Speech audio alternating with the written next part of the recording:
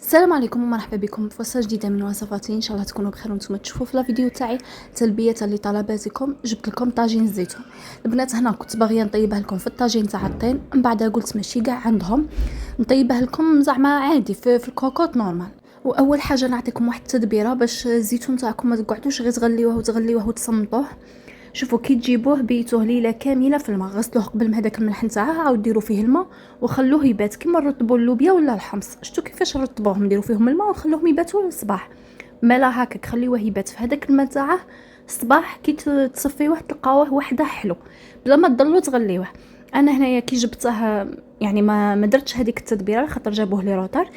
كي يجيبوه لكم روطار ما تبيتوهش هكاك في الماء، غليوه بصح غير تغليه واحده.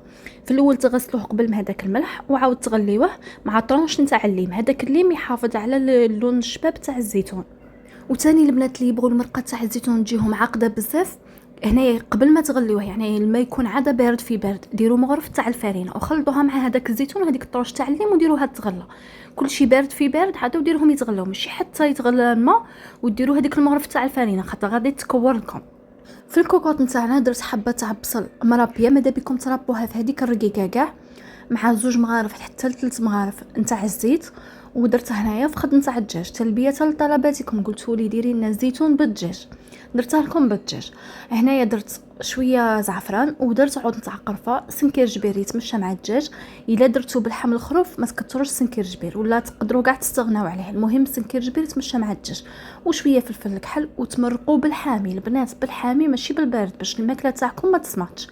درت 2 سنينات تاع الثوم و2 وريقات تاع الرند. ونزيد الزيتون تاعنا اللي كنت غليته مره كما قلت لكم، صفيته من هذاك الماء تاعه وزدته مباشره هنايا في الكوكوط تاعنا كي غلى الخليط كيما هكا. والملح ما تكثروش، درت غير نص مغرف. الملح دائما في الزيتون ما تكثروش خاطر هو اصلا مالح. هنايا درت 2 حبات تاع الزروديه هكا، قصيتهم هكا دي طرونش وبلعت على الكوكوط. وهنايا بعد ما طابت معنا حليت عليها، تسيبوا هذاك المرق نيشان تجمر، خلوها تتجمر كيما هكا والمرق كاع ينقص عليها. كيما شفتوا من الاول ما كثرناش الماء لواحد الدرجه. هنا هذاك اللحم ديروا 2 مغارف نتاع الزبده، وهنا غير في كاسرونه حمرته هكا.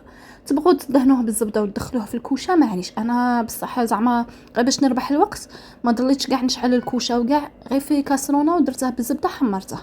ونجي هنا نحط معاكم. شوفوا في الاول حطيت صفيت غير الزيتون، من بعد هذيك المرقه تاعها صفيتها هكا في الصفايه. كي نجي نحطها صفيتها مصفيه.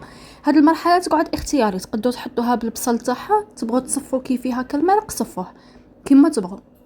انا الاغلبيه هكا الطاجين زيتون كي نديره للضياف نصفي المرقه تاعها في التالي، بصح غير لصحاب الدار ولا هادي ما نصفيش نحطه كيما هو.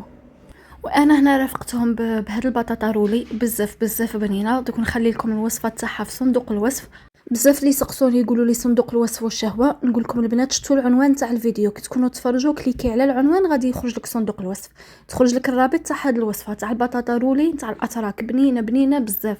شوفوا كي ياكلوها ما يعرفوش كاع واش هي، زعما هذه بطريقه جديده مش كما كنا نديروها نقلوها ونرولوها بالبيض، لا هذه ستراب. المهم واحده الطريقه شابه بزاف وبنينه تاع الصح، وكي ياكلوها ما يعرفوش كاع واش فيها. وهذا هو طبق الزيتون نهار اليوم. شوفوا كيف جا طايب غايه، المرقه تاعه ما شاء الله كيما تاع الاعراس. حنا هكا اعراس الغرب يطيبوها بمرقه صفرة كيما راكم تشوفوا، تجي مجمره وفيها ليدام. وهذا هو، جربوها البنات.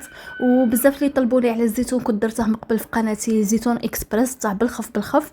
دوك ان شاء الله هذاك تاني غادي نعاودها معاكم. كما شفتوا البنات الزيتون تاعنا تاع الاعراس ما تجي فيه لا طوماطيش تاع الحب لا طوماط كونسونطري، يجي غير هكاك بلا طوماطيش مرقه صفرة، بصح يجي بنين بزاف.